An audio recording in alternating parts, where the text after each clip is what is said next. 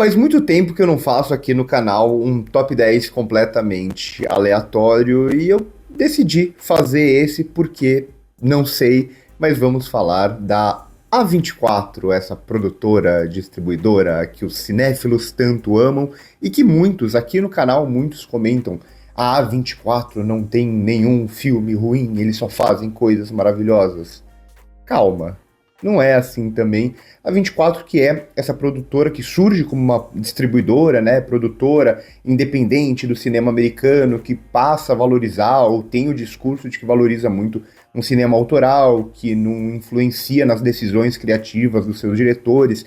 Fica muito conhecida por conta dos filmes de terror, mas não faz só eles, como a gente até vai ver bastante nessa lista, e aos poucos ganha popularidade muito por conta da internet, muito por conta de alguns discursos que eu até não gosto, um pouco elitistas, que eles tentam propagar e coisa do tipo, e aí cresce, cresce, cresce, agora já tem um valor de mercado muito grande, agora já tem Oscar, e agora também começa a tentar fazer filmes mais populares, para tentar arrecadar a maior bilheteria, ainda que continue fazendo esses filmes com uma pegada muito própria, né? Porque falam muito do cinema de autor na A24, que os diretores têm a sua liberdade criativa, mas ao mesmo tempo eles selecionam filmes que se parecem um pouco, né? Tem uma lógica dominante de fazer cinema dentro dessa produtora distribuidora que sim, tem muitos filmes muito ruins, né? A gente pode olhar para filmes desde lá do começo, filmes como Tusk, por exemplo, a gente pode olhar para filmes como Bill Tem Medo recentemente, como Y24, O Homem dos Sonhos, Ruído Branco, Man, Lamb, Zola, tantos filmes, recentemente alguns que são mais divisivos, mas que eu não gosto também, como Herege, O Brutalista, Todo o Tempo que Temos, o próprio Fale Comigo eu não gosto tanto assim, tem crítica aqui no canal, tem muita coisa que eu desgosto, acho que tem muita coisa fraca, mas tem muita coisa boa também na A24, que já chega a um catálogo de 150 filmes para uma distribuidora, produtora que começou ali em 2012, então é bastante coisa, eles produzem muito por ano, tem muita coisa que a gente nem sabe que é deles. Peguei a lista total, não vi todos os filmes, na verdade devo ter visto mais ou menos metade dos filmes, a maioria deles, ou boa parte deles, nem chegou sequer no Brasil, né? São filmes que ficam nos Estados Unidos, às vezes a gente nem sabe que esses filmes existem também. Dito tudo isso, vamos para a lista, começando com as menções honrosas, né? Muito filme, então eu tenho o top 10 aqui, mas vou fazer 6 menções honrosas aqui, filmes que eu gosto muito mesmo, assim, filmes que eu gosto bastante. Tem até alguns filmes que eu gosto bastante que ficaram fora até das menções honrosas. Então, as 6 menções honrosas são Projeto Flórida, Moonlight, Joias Brutas, Guerra Civil, um filme mais divisivo, mas que eu pessoalmente gosto bastante, Ex Machina, também, filme do Alex Garland, e um que pouco falam, mas que eu acho bem interessante, que é Oeste Sem Lei, um faroeste que fica meio esquecido, mas que é um filme bem, bem legal. Dito isso, vamos para a lista, vamos para o top 10. Foi um top 10 muito difícil de fazer, porque eu gosto meio que parecido de quase todos esses filmes, né? Então, se eu montasse essa lista amanhã de novo, provavelmente um filme que está em 10º aqui poderia aparecer em terceiro amanhã. O primeiro também eu não tinha segurança nem para montar o top 3 aqui, porque são filmes que para mim estão todos mais ou menos ali no mesmo lugar de gosto. Mas dito isso, vale mais os 10 filmes aqui presentes do que necessariamente talvez a ordem. Vamos para o top 10 da A24. Em 10º lugar, A Ghost Story, um dos filmes mais marcantes da 24 nesse sentido desse termo que eu sempre critico muito do pós-terror, né? Essa ideia que muitos filmes da 24 têm de que eles não são apenas filmes de terror, mas eles partem do terror, mas eles são filmes de drama, porque isso tornaria eles melhor. Eu acho uma grande bobagem o discurso em si, mas dentro dessa lógica da empresa tem muitos filmes muito ruins, tem alguns filmes muito bons. A Ghost Story é um que eu gosto bastante, um filme que se usa muito bem do espaço, se usa muito bem até, inclusive, do figurino aqui, desse fantasma, né, e dessa passagem de gerações, do peso do tempo, acima de tudo, muito presente nesse filme. É um daqueles filmes que tá meio que mais no começo, nos primeiros anos de A24, e muita gente se depara com esses filmes e não gostam deles, né, eles não se transformam em filmes tão populares, mas que ganham mais uma base de fã dentro da cinefilia. Acho a Ghost Story realmente muito bom, vale o 10º lugar. Em 9º lugar, um dos mais populares e mais queridinhos recentemente, estou falando de After Sun, filme que eu pude assistir no cinema quando passou na Mostra de São Paulo, depois reassisti também. Gosto muito de After Sun, Um filme que consegue desenvolver muito bem essa relação dos dois personagens centrais, né, de pai e filha, e que consegue ter todo esse peso, esse pesar, ao mesmo tempo que é um filme muito bonito, mas todo esse pesar presente desde o início, né? Então, um filme que ele vai para esse lugar das férias de verão, mas ele consegue construir algo muito mais marcante. Ele parece que aos poucos ele vai se revelando pra gente. Acho After Sun um filmaço, gosto muito dele. E é um desses que fica mais popular, que vale também essa popularidade, né? E dá pra entender o porquê da popularidade, um filme que realmente machuca muito o coração e a alma. Oitavo lugar da lista, filme indicado a uma porrada de Oscars. Estou falando de Zona de Interesse, filmaço, filme que eu pude assistir na sua primeira exibição lá no Festival de Cannes, também depois reassisti na Mostra de São Paulo.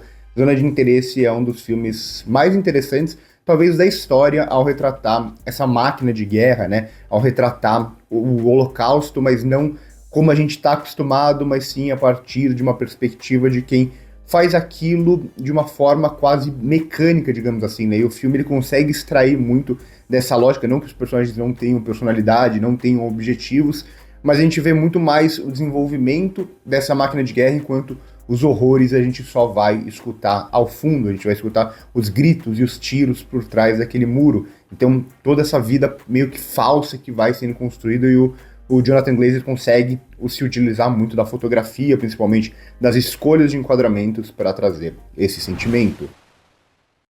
Eu fiz uma lista também de filmes da 24 alguns anos atrás lá para o meu Instagram, e lá eu coloquei esse filme em primeiro lugar, e aqui eu fiquei em dúvida em onde colocar ele. Ele acabou caindo para sétimo, não sei porquê, mas tem crítica no canal também. Vocês sabem que eu gosto muito de O Farol, o filme do Robert Eggers. Uma pena que eu não gosto do filme mais recente do Robert Eggers, mas os dois primeiros deles são realmente fantásticos. E O Farol é um filme que ele tem um pouco desse lance do autor, né? Do autor que quer filmar com câmeras antigas, em preto e branco e tudo mais, e muita gente não compra, né? Todos esses exageros do filme, que é muito típico do cinema do diretor. Mas aqui eu gosto muito de como ele consegue mesmo ir a fundo nessa ideia quase que de uma lenda de marinheiros, né? Os horrores desses contos que vão sendo passados, e como trabalha com vários símbolos, o espaço vazio e deserto, as sereias, e por aí vai. Gosto muito, muito mesmo de O Farol. O sexto é mais um filme que tem crítica no canal, uma crítica bem antiga, do começo do canal, e na época também eu fiquei super empolgado com esse filme, um filme que eu ainda gosto muito, mais um desses que entra um pouco nessa lógica que falam de pós-terror e tal, que pós-terror é uma bobagem, mas tem filmes muito bons, como é o caso de Hereditário, que eu acho que nem se encaixa muito nessa lógica de pós-terror, ele tá muito mais para um filme de horror mesmo. Filme do Ari Aster, infelizmente o único que eu gosto muito da carreira do Ari Aster. Os últimos dele, pra mim, já não funcionam, principalmente Bu Tem Medo, que eu já citei aqui pra vocês, mas Hereditário é um filme que funciona justamente pra mim por conta do horror, né? Como ele consegue abraçar, e na época o Ari Aster deu muitas declarações falando que não era um filme de terror, era um filme de drama e coisas do tipo, algo que a gente começa a ver um pouco mais nos filmes seguintes da carreira dele, como ele tem essa rejeição ao horror. Mas Hereditário, curiosamente, por mais que ele em discurso rejeite o terror tá completamente presente aqui, né? Um filme muito visual, muito gráfico, e que tem essa crescente do desconhecimento que vai se deparar com tudo que a gente descobre no final do filme também, mas a gente tem essa presença de um mal, parece, que vai tomando a conta daquela família. Acho Hereditário realmente muito, muito bom. O quinto lugar da lista, aí talvez seja o filme mais polêmico e mais divisivo de todos, divisivo dentro da cinefilia. Fora da cinefilia quase ninguém gosta, mas eu amo recomendar esse filme, que é O Mistério de Silver Lake. Eu adoro, adoro esse filme do David Robert Mitchell, que é um filme que vai muito nessa lógica do cinema noir, né, do cinema de detetive, de investigação, de um submundo, ao mesmo tempo que vai trabalhar muito com elementos de Hitchcock, com referências claras, principalmente A Janela Indiscreta, mas ele vai virando outra coisa a partir desse momento que ele vai tendo esse contato com Hollywood, vai tendo esse contato com essa Los Angeles, e o filme ele vai despirocando para lugares inimagináveis. Eu entendo porque esse filme ele é divisivo, ele é mais desgostado do que gostado, mas eu acho esse filme um filmaço, um dos melhores filmes dos últimos anos. Não canso de recomendar O Mistério de Silver Lake.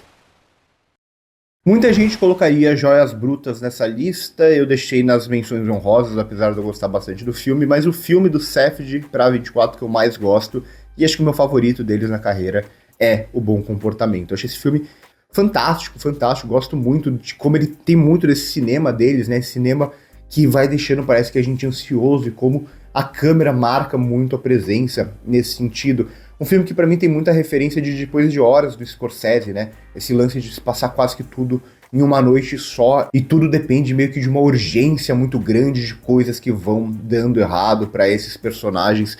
Uma das grandes atuações também do Robert Pattinson aqui, né? Que foi um filme que é quase um divisor de águas pra ele, né? Não só esse, mas esse fica muito famoso porque tem muita gente que não sabia do talento dele e fala, nossa, realmente o Robert Pattinson ele consegue fazer um trabalho muito bom, um dos melhores atores da atualidade, inclusive. Gosto demais de Bom Comportamento. Se você ainda não assistiu, assista. Filmaço. E agora chegamos ao top 3, que como eu disse, eu não tenho nenhuma segurança se esse seria o meu top 3 daqui 2 dias, mas vamos lá, terceiro lugar, A Bruxa, mais um filme do Robert Eggers. Outro filme extremamente emblemático da 24, né? A Bruxa, na verdade, ele junto com o Ao Cair da Noite são os dois filmes que começam a ser discutidos, essa lógica de um terror diferente, de um terror dramático, de um pós-terror e coisa do tipo, quando na prática esse é um filme de terror psicológico, ou de terror histórico até, né? O Robert Eggers, ele tem muito esse lance de estudar muito a história daquilo que ele quer contar, né? E aqui ele vai trabalhar muito com essa dinâmica do terror rural, do terror de bruxas também, de mitos. Então eu gosto muito de como ele se usa dos símbolos aqui, como ele se usa muito do não dito, do não saber, até que a gente vai tendo algumas revelações. Afinal, eu não gosto tanto da última cena do filme, do último plano, basicamente, do filme, mas de resto eu acho A Bruxa um filmaço mesmo. Pode ser que ele tenha influenciado negativamente o gênero, que vem depois no gênero, que quer muita coisa, quer replicar o que A Bruxa fez, em lógica de terror e de drama mesmo e tal, mas como filme A Bruxa é muito bom. Chegamos ao top 2, apesar dos dois filmes aqui ter First no nome, né? Então, em segundo lugar, First Cow, um faroeste revisionista da Kelly Reichardt, que um filme que sofreu um pouco com aquele período de pandemia, né? Então, um filme que meio que não chegou direito na época, depois demorou para chegar no Brasil, chegou com o nome, acho que de Primeira Vaca da América, enfim, não importa, para mim, um grande filme mesmo da 24, um filme que vai justamente trabalhar nessa lógica de você pegar um período específico, um cinema específico e subverter ele completamente, para trabalhar muito dessa lógica até da amizade masculina desses personagens que são marginalizados de alguma forma, um filme que está falando sobre a formação dos Estados Unidos, como os faroestes falam de alguma forma, e ele vai criar até esse link do presente com esse passado mais distante.